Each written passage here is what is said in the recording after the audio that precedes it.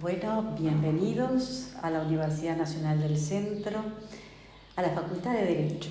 Nuestro agradecimiento por permitirnos trabajar en el proyecto de extensión, a Albano Galicio, que siempre nos está acompañando, y a todo el equipo técnico que también está detrás de cámara. Y anunciarles que a partir del año entrante se va a sumar a nuestro proyecto de extensión la profesora doctora Elsa Rodríguez Sidre de la Universidad de Buenos Aires, también doctora en letras, y va a sumarse al trabajo que nosotros realizamos en este ciclo de extensión. Un ciclo de extensión que comenzó en el año 2011 y comenzó a modo de seminarios de lengua y literatura griega, con distintos abogados que me acompañaron y que justamente fue la pervivencia del griego como lengua matriz de todo lo que significa nuestro español, y la literatura griega que dio las fuentes a la literatura de Occidente, la que permitió seguir transcurriendo no solamente en los seminarios, sino también en el proyecto, sumarnos a un proyecto de extensión, un proyecto que ya viene consolidado desde el año 2012, en que trabajamos siempre con la realidad griega antigua, la Medea de Eurípides, la mujer trágica del siglo V a.C., hacia la realidad argentina en los estudios de recepción, es decir, estos estudios que permiten justamente traer el pasado a la actualidad, al territorio, a la violencia de un territorio. Hemos pasado por distintas Medeas en los distintos cursos del proyecto, que siempre enumeramos tanto a mitad de año como también lo hacemos en el mes de diciembre, y han transcurrido Medeas diferentes, Medeas argentinas, como Jasón de Alemania, como es el caso de la Alimania, el caso Patrón de Abelardo Castillo, en este teatro leído, y hoy traemos un texto que es un cuento, que es el cuento Villa Medea. Justamente Villa Medea me retrotrae la universalidad del mito de la mujer extranjera y la madre filicida, la madre que mata a sus hijos, pero lo hace en una villa, en una realidad de la República Argentina territorial y violenta, que es justamente la Villa 21. Entonces, vamos a escuchar las distintas voces que toma este brevísimo cuento de Christian Mittelmann del año 2007 para darle voz justamente a una mujer, a una madre filicida, en un territorio que, si bien es una mujer argentina, parece una extranjera en su propia tierra. Entonces, vamos a escuchar. No poseo ni patria, ni casa, ni refugio de mis males. Eurípides. El castigo va a ser ese, que el padre se va a arrepentir demasiado tarde, queda solo y vuelve al rancho, que si hay una vela encendida le reza a la Virgen, se le murió la mujer y se le murió el hijo. Manuel Puig, Boquitas Pintadas. Una mujer sola, si usted la hubiera visto subir al estrado, hubiera pensado eso, señor, que aquella era una mujer muy sola, hundida en el caos de los pensamientos y de las miradas que la iban escrutando con voracidad, porque solo se mira de ese modo a los eventos extraordinarios, a los criminales. Se los mira con todos los sentidos, para captar cada impresión del rostro, cada pequeño destello, con el que uno piensa que va a llegar a una forma de revelación, a entender por qué esa persona obró así. Y al final nos quedamos vacíos, y es que no hay nada que nos permita saber las cosas que han pasado. Nada. Todo vuelve al principio, aunque con más duda. Melina entró en la sala con la cabeza agacha. Tenía un vestido de tela escocesa. Seguramente alguien se la habría prestado. No creo que en la villa existan esas cosas. Pero quién sabe, El mundo desentona en todas partes. Levantó los ojos levemente, achinado, para responder a las preguntas de rigor, antes de comenzar la declaratoria. La voz se le quebró al comienzo. Después fue ganando un poco de aplomo. No digo que haya hablado con firmeza, pero contó la historia con un tono neutro, como si le hubiera sucedido a otro, y ella apenas fuera testigo lejano de las cosas que se fueron enhebrando.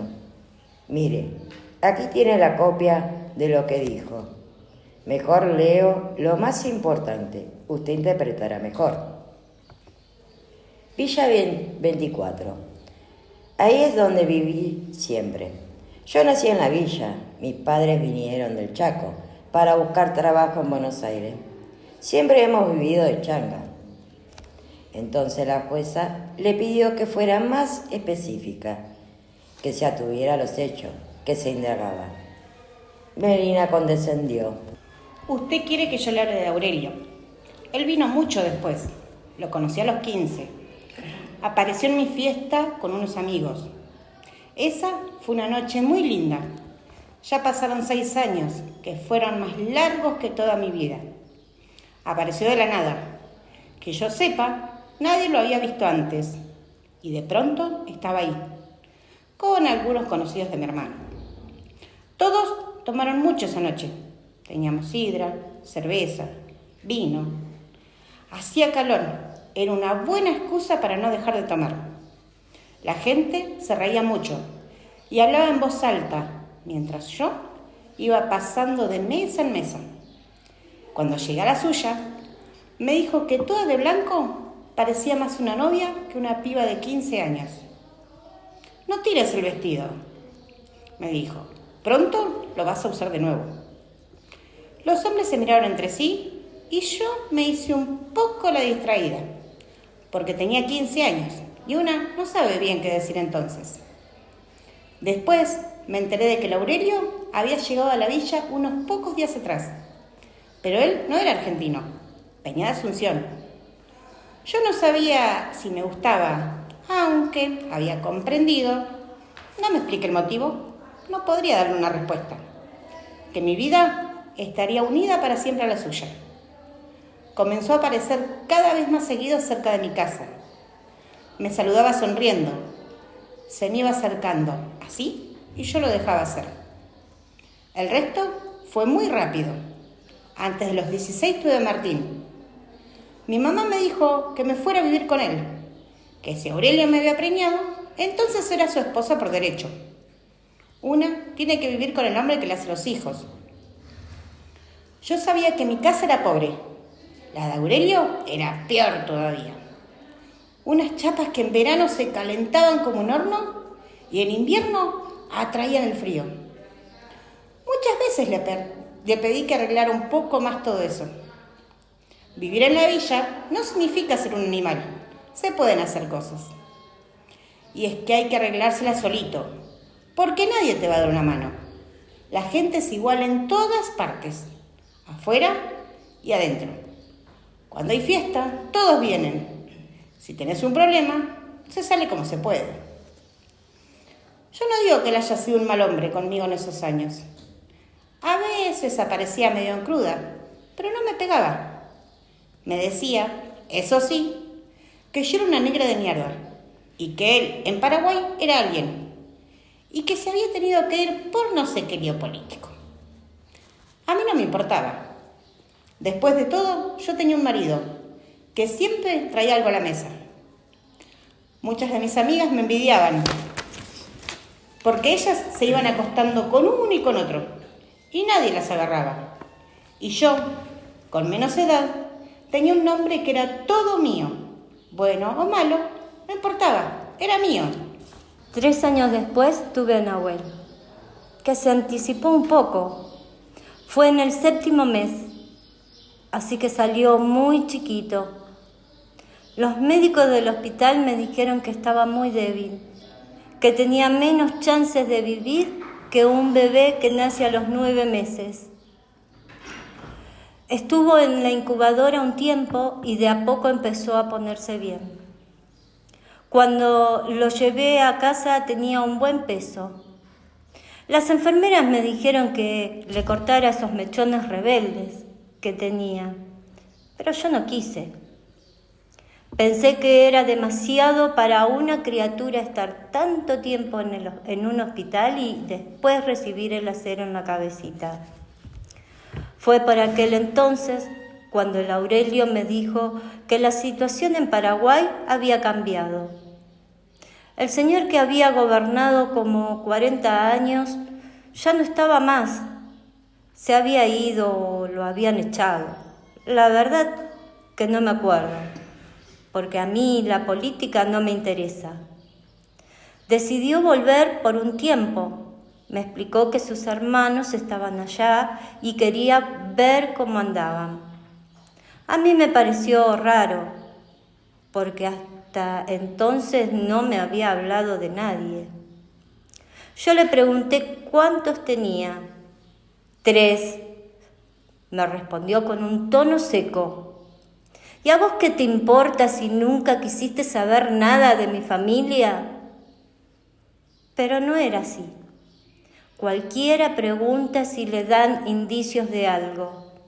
Él, en cambio, jamás me había querido contar cosas de los suyos. Me pareció más prudente no meterme.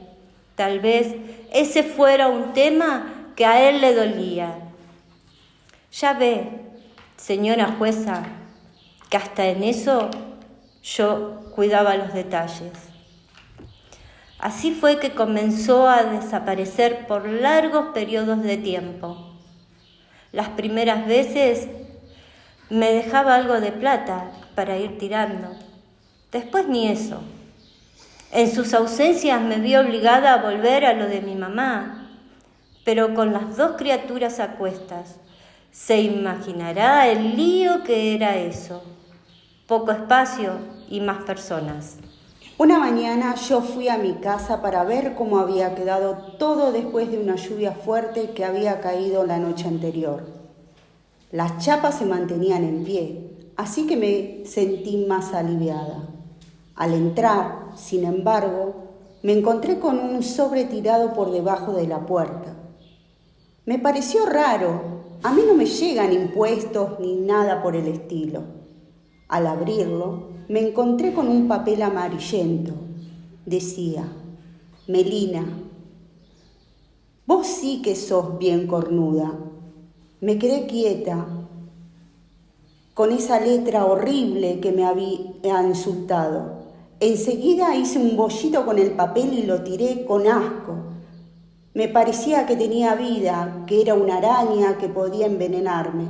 Entonces comencé a sentir odio, aunque no tanto a Laurelo, sino a la desgraciada que me había tirado el papel. Una semana después, cuando él supuestamente regresó del Paraguay, yo intenté mostrarme igual que siempre. Se ve que no me salía. No dejaba de repetirme que estaba insoportable. También me insultó delante de los chicos, lo que no había hecho nunca. Si se hubiera mantenido ausente, juro que lo hubiera odiado jamás. Pero ahora estaba de vuelta, agresivo, como si yo le estuviera frustrando algún plan secreto. Comencé a detestarlo. A una persona se la va odiando de a poco, y es que todos los días se aprende algo nuevo de la propia capacidad de odiar que tenemos. Pero la furia estalla después de una larga etapa. La segunda carta fue peor, patente. La más boluda es la más cornuda. Yo creo saber lo que ustedes están pensando, que soy una negra villera incapaz de medir reacciones, que soy peor que los animales. También sé que pensarían lo mismo si yo no hubiese hecho nada, o si me hubieran violado o cualquier otra cosa. Una sabe entender los gestos, los silencios. Antes, cuando caminaba en las avenidas del centro, sentía la forma en la que me bichaban de lejos. No fuera que me animara a entrar a algún bar a tomar un café. Una tarde, el Aurelio me dijo que tenía que volverse a Asunción. ¿Qué podía decirle? Me callé y seguí preparando la cena. Mi miedo era recibir otra de esas cartas burlonas. Le sonará extraño, pero eso me aterraba más que cualquier otra cosa en la vida. Sin embargo, yo tenía un plan. Iba a seguirlo, fuera como fuera. Yo no sabía que era capaz de eso y de tantas otras cosas. Recién entonces empezaba a descubrirme. Y lo hice nomás. Una nochecita de verano, recuerdo que de todas partes venía el ruido de los grillos. Fui detrás de él, intentando medir sus pasos sin que sospechara nada. Lo más feo que me pasaba por la cabeza se confirmó. En una callecita del Bajo se encontró con ella. Se reconocieron y comenzaron a hablar en ese idioma extraño de los paraguayos. Cada tanto, Aurelio solía hablar así en los sueños. Yo quería entender algo de esas palabras, pero eran sonidos que se unían unos a otros, apenas sonidos en los que yo quedaba fuera. Se abrazaron y entraron en un alojamiento que estaba a una cuadra. Yo me fui a caminar cerca del puerto. No sé por qué necesitaba estar junto al agua. Había un olor estancado en el aire, como si el viento no pudiera remover algo antiguo que se escondía debajo del río.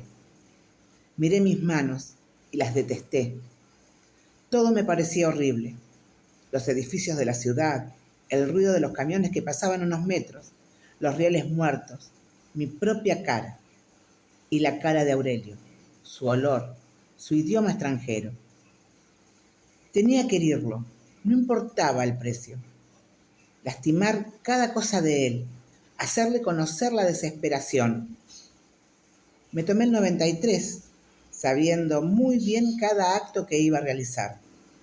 Se puede tener los pensamientos más terribles y no equivocarse en las acciones cotidianas. Pagué el boleto, me ubiqué como pude cerca de la puerta trasera y al llegar a la Facultad de Derecho bajé y fui rumbeando a la villa. Ya era tarde cuando de nuevo salí. Los chicos dormían. Espero que el olor a querosén les haya provocado algún desmayo o algo así. Después las llamas iluminaron la noche. Generaron el tropel desordenado de vecinos que intentaban calmar el fuego. En cambio yo solo pensaba en el momento que volviera. Ver su rostro de horror, llamar en vano a Martín y Nahuel, eso es lo que me mantuvo erguida en ese momento. Ahora los dos ya no tenemos nada y cada uno carga con lo suyo para siempre. Villa Medea de Christian Mittelmann, 2007. Una mujer extranjera en su propia tierra. Una mujer Medea, Melina, una filicida. Una mujer que no entiende el idioma extraño de su esposo paraguayo, el extranjero, aquel que es capaz de la traición, como Melina es capaz del filicidio. Una vez más, desde los estudios de recepción, Medea de Eurípides, siglo V, a la realidad argentina. La recepción de los estudios clásicos, esta vez Christian Mittelmann y esta vez con un equipo impecable que nos está acompañando. Muchísimas gracias.